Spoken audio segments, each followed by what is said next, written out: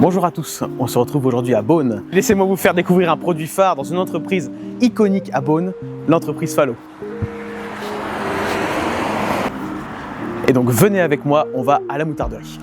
Et donc nous sommes avec Sophie, responsable et guide tourisme. Vous pouvez nous présenter en quelques mots votre parcours ou... Alors, de base, je suis guide conférencière. Okay. Et donc, j'ai guidé un peu partout sur la Bourgogne.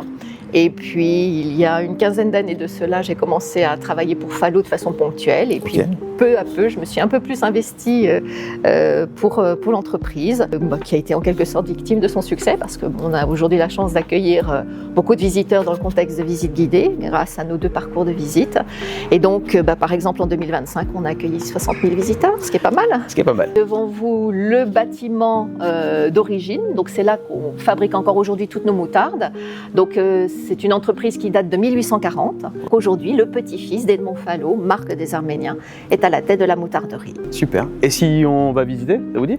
Les meules sont à l'intérieur de cadres. Ok. C'est ce qui canalise la sortie de pâte. Donc, c'est ce qu'on va aller voir dans quelques instants. Je pense que vous avez noté qu'au centre de la meule tournante, il y a un trou. Oui. Donc, c'est par cette ouverture que l'on verse le mélange de graines et de liquide. Alors, ça peut être de l'eau avec du vinaigre, quand on est sur la moutarde de Dijon, ou de l'eau avec du vin blanc, si on est par exemple sur la moutarde de Bourgogne. Ah oui, j'avais vu ça. Ouais. On définit strictement la recette. Donc, prenons l'exemple de Dijon, qui est quand même un point de repère pour beaucoup de consommateurs. Vous prenez de l'eau, des graines de moutarde, du vinaigre et du sel. Okay. Donc, ça sera la base. Mais ce qu'on obtient, c'est ça, c'est la moutarde à l'ancienne. Parce qu'on a encore l'enveloppe des graines. Oui. Et la moutarde de Dijon, qui se définit strictement comme étant lisse, nécessite un travail supplémentaire. Le tamisage, donc on filtre la moutarde à l'ancienne pour enlever toute l'enveloppe des graines. Okay. On obtient une pâte fine et à partir de là, on pourra parler de moutarde de Dijon. Mais Dijon est vraiment défini comme une recette stricte qu'on se doit de respecter. Donc si on ne respecte pas les critères, c'est plus de la moutarde de Dijon. Donc quand il y a des grains, c'est pas encore de la moutarde de Dijon. La moutarde de Dijon a un rayonnement international et aujourd'hui on exporte la moitié de notre production sur un peu plus de 70 pays. Et la demande principale, c'est bien sûr Dijon. Et là, donc, on est sur une partie où les visiteurs peuvent faire leur moutarde grâce à des mortiers. Là, si vous voulez tenter l'expérience, il n'y a pas de problème. On nous fait aussi des petites madeleines à la moutarde au cassis ou à la moutarde au café, qui est une de nos dernières créations. Ça, par contre, c'est assez sympa. C'est intéressant, voilà. Je pense c'est intéressant. On se rapproche de plus en plus des cuisines. Vous voyez les petites cloches, c'est super joli en tout cas. Comme Sophie nous a dit, un petit atelier de fabrication de moutarde entre guillemets. Et du coup, on va aller voir ça de plus près. Aujourd'hui, il y a plein de variétés de moutarde et d'une variété à l'autre, vous allez avoir des intensités plus ou moins marquées. Il y a des variétés douces, des variétés plutôt fortes. Donc, vous doutez bien qu'on va plutôt s'orienter sur le fort, puisqu'on veut que la moutarde vous monte au nez, tout simplement. Donc, ces petites graines de moutarde, elles sont donc associées au vinaigre, à l'eau et au sel. Donc, si vous voulez essayer de faire votre moutarde, comme les personnes qui viennent nous visiter, c'est l'occasion, c'est le moment ou jamais. Allons-y. Là, au niveau de la quantité des graines, je vous laisse prendre 2-3 cuillères de graines de moutarde. Et je la mets directement dedans? S'il vous plaît, oui, dans le mortier. Alors. Vous ajouterez la pincée de sel et là, le vinaigre, je vais simplement le diluer un peu plus. Donc 2-3 cuillères. Voilà, 2-3 cuillères. Et là, dans un premier temps, je vous propose d'écraser les graines de moutarde. Et donc, l'objectif, c'est vraiment de bien faire craquer les graines de moutarde. Ça s'entend. Voilà, super. Donc, vous êtes sur le bon geste. Du dosage, on part sur tout petit ou... Voilà, allez-y. Je vous laisse apprécier. En fait, là, on fait vraiment sa cuisine. D'une certaine façon. On a une belle consistance, là. Allez, santé. Ah ouais. Et vinaigre, la graine de moutarde. Ça manque peut-être un peu de sel. C'est-à-dire que la moutarde, elle n'est pas très forte. Elle va être encore plus forte. Vous revenez sur votre moutarde dans 5-10 minutes, ça sera encore plus intense. Voilà. Alors nous, en atelier, on s'accorde 24 heures parce que les volumes sont plus conséquents. Et c'est passé ce cap qu'on considère que la moutarde est vraiment prête pour la consommation. Et elle aura surtout perdu l'amertume parce que c'est pas ce qu'on recherche. Voilà. Donc le secret, c'est un peu le temps, quoi. Exactement. Et puis les bonnes proportions, mais même là... ça le fait parfaitement. Donc, c'est un produit qui est très simple à la réalisation. Et oui, on pourrait faire sa moutarde à la maison, bien sûr. Ok, moutarde à la maison, juste 3 petits ingrédients, franchement, surtout au niveau de la gorge, du nez. C'est ça. Ouais, franchement, c'est super intéressant. Donc là, vous avez les anciennes machines qui étaient dans nos ateliers. Donc c'est vrai que l'entreprise a gardé beaucoup de matériel.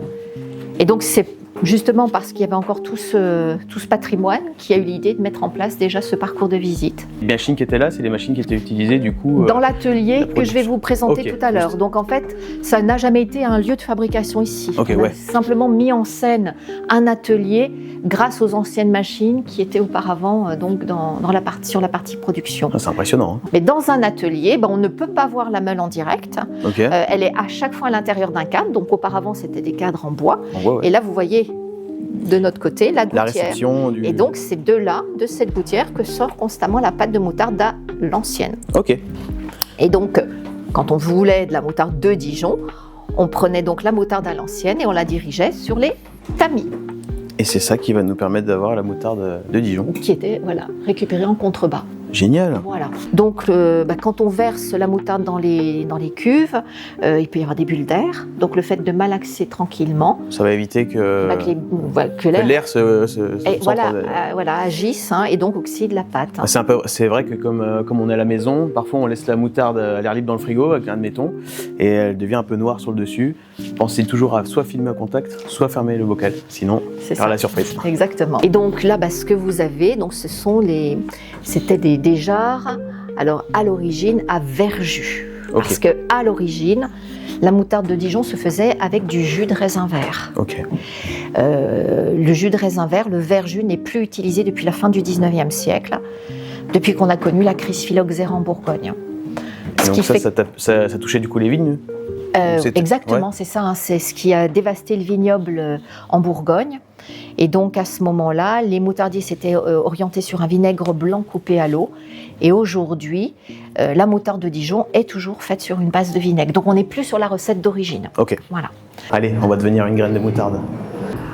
Et donc là, je suis prêt à être transformé, c'est ça? Exactement. Production. Donc, donc ça change un petit peu de ce que je vous ai montré tout à l'heure, mais c'est vraiment ici qu'on fabrique toutes les moutardes.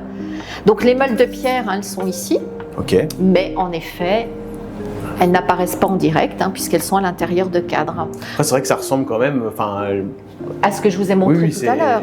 C'est les versions plus modernes. Voilà, exactement. Donc ce que vous avez au fond, ce sont les grandes cuves jaunes qui sont les cuves de stockage. Donc c'est là qu'on stocke la moutarde de Dijon, la moutarde à l'ancienne, la moutarde de Bourgogne.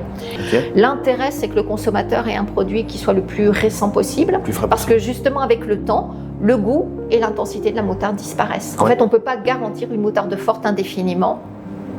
Oui, avec le temps, elle perd goût et intensité. Donc, même un pot de moutarde que vous n'aurez jamais ouvert va peu à peu perdre de sa force et de sa saveur. Alors, en soi, vous mangez une moutarde périmée, il n'y a rien de grave. D'un point de vue sanitaire, on est plutôt serein. Mais ne vous étonnez pas si ça pique moins, si ça a moins de saveur. Donc là, l'atelier, on est du lundi au vendredi. Et donc, on parlait du seau de moutarde. Il est là sous vos pieds. Donc là, on est en train de faire de la moutarde de Dijon et peu à peu, le son de moutarde est évacué depuis les centrifugeuses. Donc vous avez un conduit qui va diriger régulièrement via une vis sans fin le son de moutarde. On a des plus petits pots en conditionnement sur la ligne qui est derrière. Et puis le pot grès traditionnel, c'est le pot que beaucoup de personnes apprécient encore aujourd'hui. C'est juste à côté du sel du poivre, ça marche. Ouais, exactement. Donc aujourd'hui, on exporte sur un peu plus de 70 pays. Donc c'est la moitié de notre production à l'export. Le marché français, bien sûr, le marché principal, bien sûr. Et là, vous avez les exportations par importance. Donc en effet, les États-Unis restent en numéro 1. C'est vraiment le premier pays vers lequel on exporte aujourd'hui. Super. La visite est terminée. On se retrouve à la boutique des moutardes Falot. Donc il n'y a pas que des moutardes, on peut retrouver aussi du vinaigre. Et tout après les visites, ou même comme ça, si vous venez juste à Beaune pour acheter de la moutarde, c'est possible dans cette boutique. Vous allez retrouver une gamme extraordinaire avec plusieurs goûts. Sorti l'année dernière, le tube. Oh là là. Et c'est Ludo, on peut dire que c'est un carton. Ah oui, ça marche. Donc je pense que je les ai à peu près tous goûtés, sauf la fameuse estragon que tout le monde m'en parle. Mais alors ça peut être l'occasion. Donc vous avez des cuillères et quand vous voulez goûter, vous appuyez sur le pot. et vous aurez de la moutarde sur la cuillère. Donc, il faut vraiment faire attention à l'intensité, parce que la moutarde est fraîche, récente. Donc, Ça peut... ça peut vous monter au nez très facilement. Alors du coup, on prend la cuillère, on appuie légèrement, pas trop, et on goûte. Et donc, vous avez la Alors ça vient la pas tout de poubelle. suite, Mais ça va peut-être monter. ça va pas tout de suite, par contre après ça fait mal. Ah.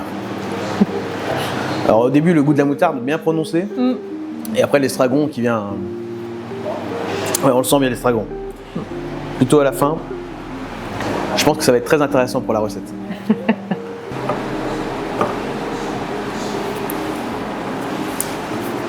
Alors le yuzu par contre on le sent tout de suite. Hein. Il n'y a pas de souci. C'est intéressant. Celle-là j'aurais... Ça y est. Celle-là j'aurais pu la prendre pour la recette. Oh, je pleure. Et le safran du coup, celle-là elle est beaucoup utilisée je pense. Alors, en général, la safran, de toute façon, il n'y a pas de problème. vous Conseiller de la cuisiner. Ok. Et il y a des pistils dedans carrément? Ouais. Génial. C'est pas une moutarde de bord d'assiette. Vous allez faire un risotto, vous allez la Ah, je comprends tout de suite. faire... C'est Ouais, plus doux, ouais, mais... on sent bien. Ouais, Et je pense qu'avec du poisson, avec Voilà. du Saint-Jacques, c'est ça. dans une... Enfin, Voilà, entre mais guillemets, travailler dans une sauce. sauce, etc. On a ici des distributeurs de petits pots de moutarde. Si jamais vous voulez vous procurer un pot de façon ludique, vous prenez une petite pièce de 1 €. Vous prenez n'importe laquelle. On va choisir les poivres verts par exemple. Logiquement, et ben voilà. Et on récupère la denrée. Une superbe expérience. On remercie grandement l'entreprise Fallo et on va exploiter le produit. Et on se retrouve en cuisine à la maison. Vous voyez, superbe collection de moutarde. Mais aujourd'hui, pour la recette, seuls deux vont nous intéresser. Je parle évidemment de la moutarde à l'estragon et la moutarde au cassis. On va faire un super plat avec ça et on part sur du poisson.